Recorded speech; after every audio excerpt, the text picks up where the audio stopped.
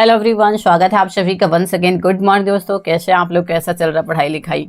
आज मैं आप लोगों के लेकर आई फिर से अगेन पार्ट नंबर 4 तक मेरा हो चुका है। आरआरबी एनटीपीसी ग्रेजुएट लेवल के जो सबसे टफेस्ट क्वेश्चन है उसका पार्ट नंबर 4 तक मैं करा चुकी हूँ। आज जो होने वाला है वो रहेगा पार्ट नंबर 5। अब आपको क्या करना है, तो आपको भाई सेशन को शेयर कर देना है, सब्सक्राइब कर देना है और चैनल को लाइक शेयर एंड सब्सक्राइब जरूर कर देना है। भाई बंधुओं को बुला के लाइए ताकि किसी का भी नुकसान ना हो और जल्दी से सबका सिलेक्शन हो जाए, है ना। Just give me a second, तब तक आप लाइक करिए, मैं जल्दी से खोलती हूँ PDF। तो पार्ट नंबर 4 तक मैं करा चुकी हूँ, आज हमारा है पार्ट नंबर 5 और इसी कड़ी में पहला क्वेश्चन हमारे पास है क्वेश्चन नंबर 126। अक्टूबर 2025 में टर्की में टी टाइप का एक स्तंभ मिला था जो कि किस ऐतिहासिक काल के लिए इम्पोर्टेंट है? मध्ययुगीन काल, लौह युग था, नवपाषाण काल या फिर कांस्य युग। कांस्य युग मतलब जब हमें कॉपर मिला था तब, नवपाषाण काल, लौह युग या फिर हमारे पास मध्ययुगीन काल।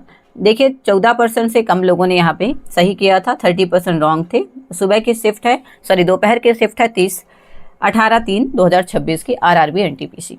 हमारा जो आंसर रहेगा वो रहेगा सी नंबर। ठीक है, next question we have NSO और MOSPI द्वारा प्रकाशित रिपोर्ट के अकॉर्डिंग किस क्षेत्र में फाइनेंशियल ईयर 2025-26 में फर्स्ट क्वार्टर मतलब जुलाई हमारा रहेगा अप्रैल से जून तक, वास्तविक सकल मूल्य वृद्धि मतलब ग्रॉस वैल्यू एडेड में निगेटिव ग्रोथ यहाँ पे देखी गई है। निर्माण एरिया में मतलब हमारे पास क्या बोलते हैं, कंस्ट्रक्शन एरिया में, टर्सरी सेक्टर में, माइनिंग एंड उत्खनन में या फिर हमारे पास है एग्रीकल्चर में।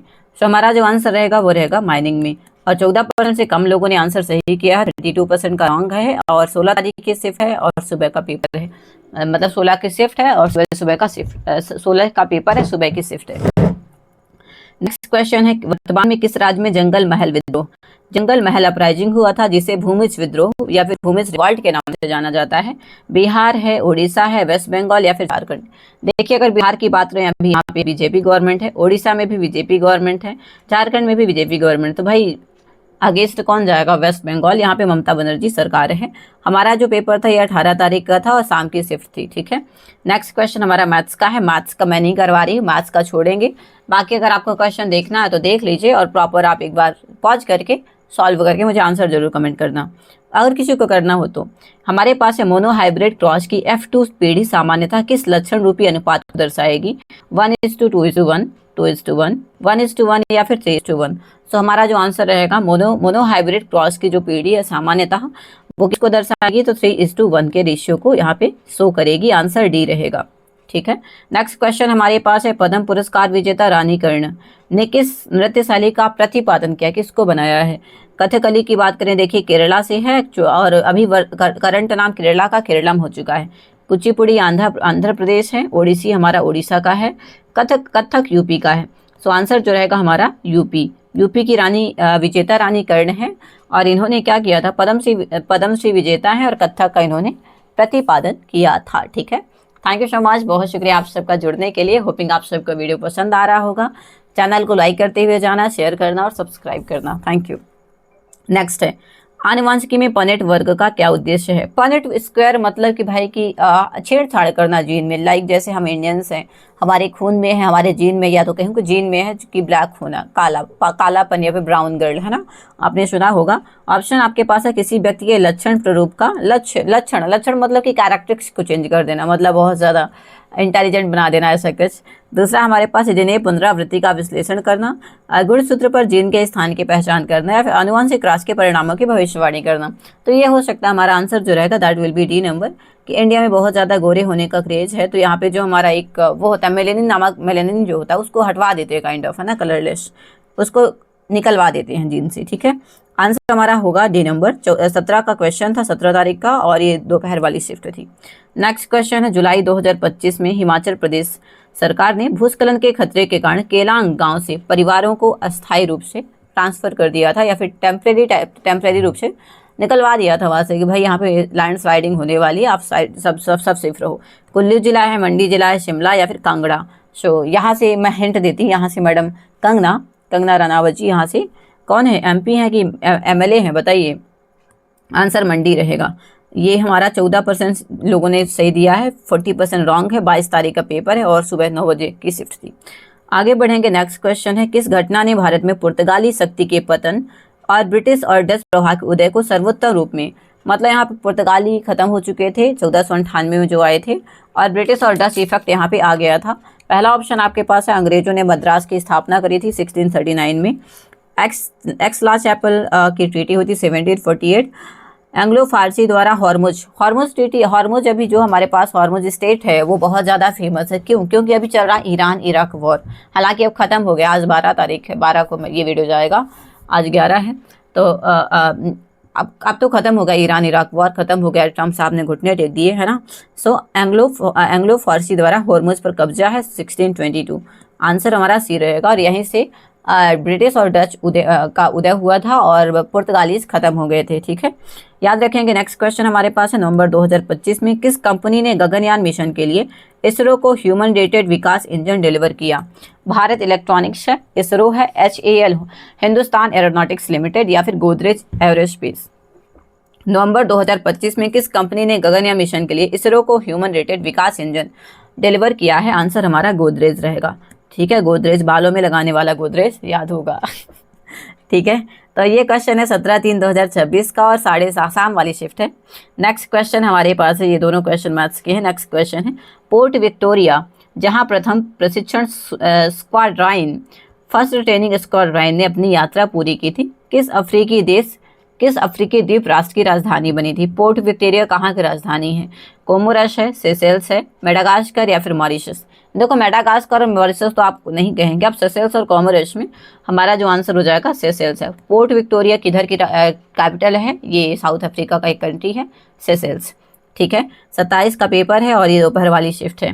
नेक्स्ट क्वेश्चन हमारे पास है, स्प्रेडशीट एप्लीकेशन में इंपोर्ट किया जा सकने वाली संरचित डेटा को स्टोर करने के लिए फाइल का कौन सा टाइप सबसे यूजफुल है? .csv, .exe, .png या .mp4? स्प्रेडशीट एप्लीकेशन की बात हो रही है तो हमारे पास ए रहेगा। स्प्रेडशीट एप्लीकेशन की बात हो रही है यहाँ पे, तो हमारा आंसर जो रहेगा वो रहेगा ए नंबर। 17 का पेपर है और शाम का शिफ्ट है। आगे बढ़ेंगे, लॉस एंजल्स में 1 फरवरी 2026 को आयोजित 68 नंबर का ग्रैमी अवार्ड में किस कलाकार को बेस्ट न्यू आर्टिस्ट के रूप में सम्मानित किया गया है? एडिसन रे, लियोन थॉमस, लोवा यंग, या फिर हमारे पास है ओलिविया डीन।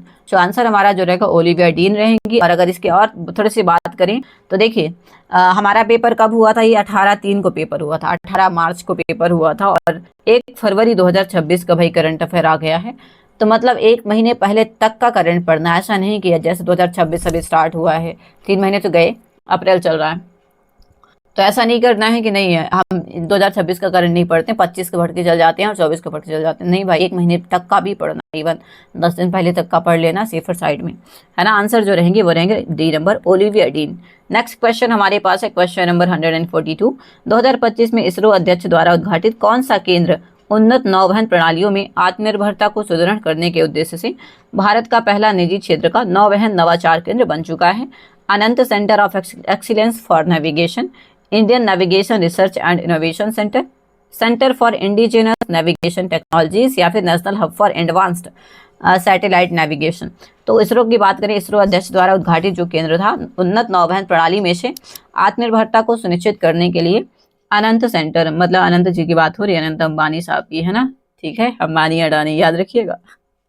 नेक्स्ट क्वेश्चन हमारे पास है, सारे लोगों से गुजारिश है जिनने लाइक नहीं किया है दोस्त लाइक कर दो, सेशन को शेयर कर दो और सब्सक्राइब मार दीजिए, thank you so much.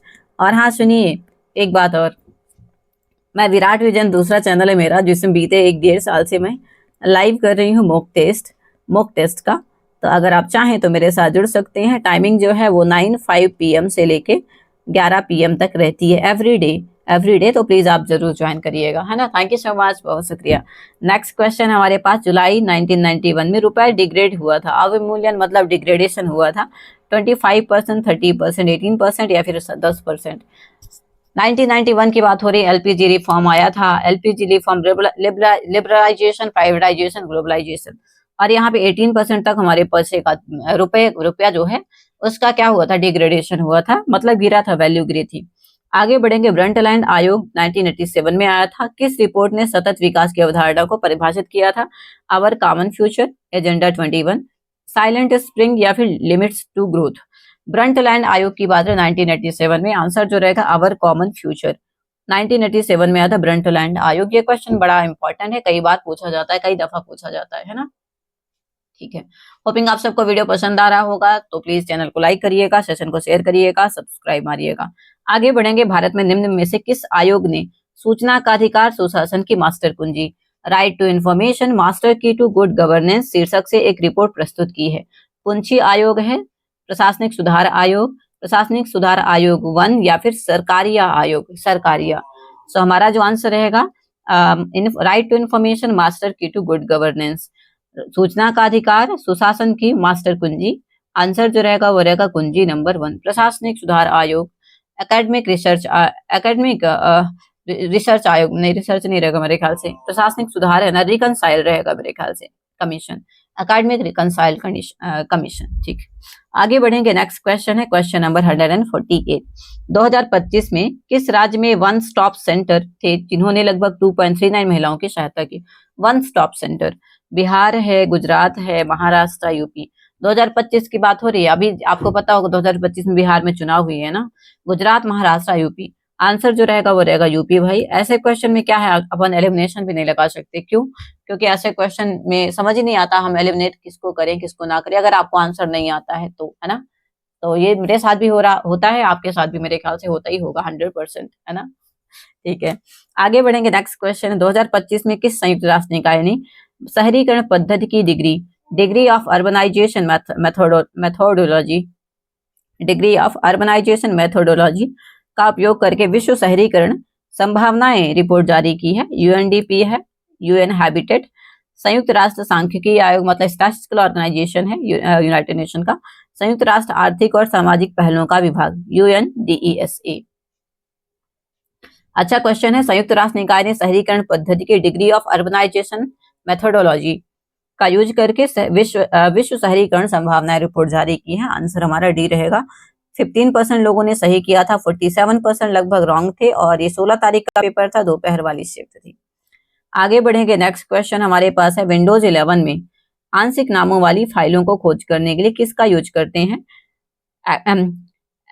Ampersand का यूज करते हैं, डॉलर का यूज करते हैं, एस्टरिस्क का यूज करते हैं, या फिर एट द रेट? बताइए जरा क्या आंसर हो जाएगा।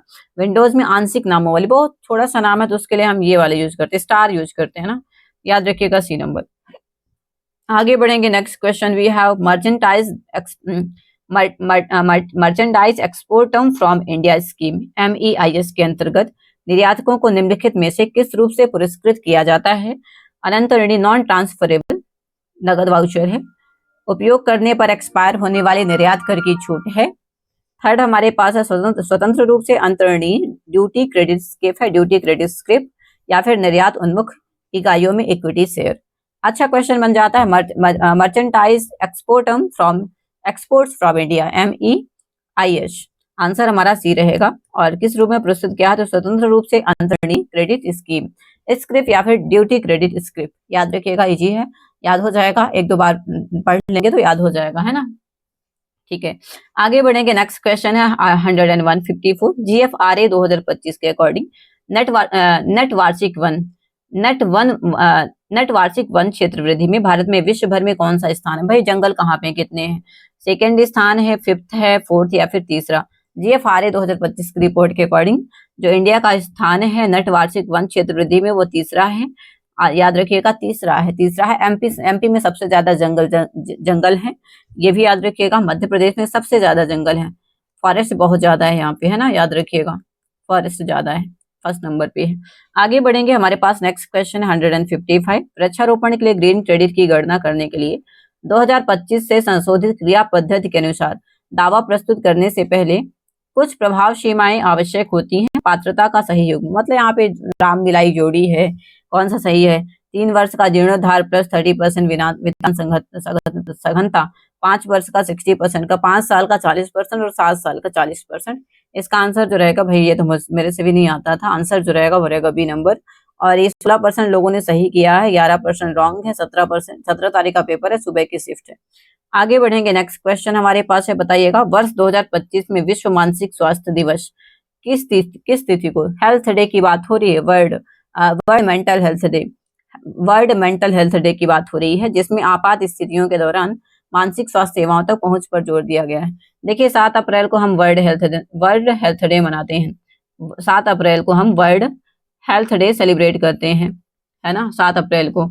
अभी हमारा जो आंसर रहेगा 10 अक्टूबर को हम हेल्थ मानसिक डे मतलब वर्ल्ड मेंटल हेल्थ डे मनाते हैं, ये याद रखिएगा। आगे बढ़ेंगे, कौन सा संवैधानिक या फिर सांविधिक प्रावधान भारत सरकार को देश के हितों के विरुद्ध कार्य करने वाली किसी व्यक्ति की नागरिकता का प्रतिसंहरण करने का अधिकार देता है। मतलब अगर आप देशद्रोही पाए गए तो आपकी नागरिकता खत्म हो जाएगी। आर्टिकल 11 क्या नागरिकता अधिनियम 1955 का जो सेक्शन है 10, आर्टिकल नंबर 5 या फिर क्या बोलते हैं नागरिकता अधिनियम 1955 की धारा 6A। तो आंसर हमारा जो रहेगा सेक्शन 10 ऑफ क्या बोलते हैं नागरिकता अधिनियम, है ना, नागरिकता अधिनियम। ठीक, याद रखिएगा, अच्छा क्वेश्चन है ये। आगे बढ़ेंगे, नेक्स्ट क्वेश्चन हमारे पास है, बताइएगा। ये तो मुझे ही समझ नहीं आ रहा है, किसी को समझ आ रहा हो इंग्लिश में तो समझाना इस क्वेश्चन को। आगे बढ़ेंगे, 2025 में 79th स्वतंत्रता दिवस की पूर्व संध्या पर भारत सरकार ने ग्राम सभा और अन्य पंचायतों की ऑडियो और वीडियो रिकॉर्डिंग से स्वचालित रूप से बैठकों के कार्यवृत्त minutes of the meeting MOM तैयार करने के लिए किस AI का यूज किया था? किस AI टूल का अनावरण किया है? सभासार, ग्राम सत्व, सभा सदन या फिर ग्राम विवरण। 2025 में 79th हमारा गणतंत्र दिवस मनाना था, 26 जनवरी मनाना था।